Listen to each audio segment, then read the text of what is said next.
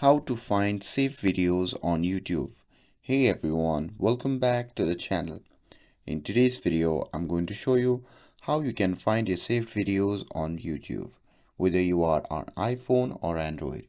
So now without further ado, let's get started. So first open the YouTube on your phone.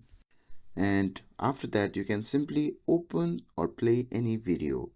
And now to save, simply scroll through the options and here simply tap on the save button. And after that, a pop-up menu will appear. From that menu, you can simply choose watch later or another playlist. And once you're done, you can simply hit undone. And that's it. Now after that, simply go back from the video and on the main home screen, simply tap on the U icon shown in the bottom right corner of the screen.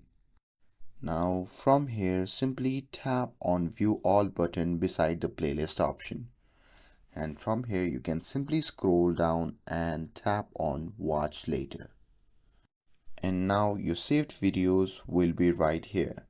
Now simply tap on the video to play it, or you can tap on three dots and from the pop-up menu you can simply remove the playlist, save to another playlist or download for offline viewing. And that's it. That's how you can find your saved videos on YouTube. With this, if you found this video helpful, then don't forget to like, share and subscribe to get updated for more videos.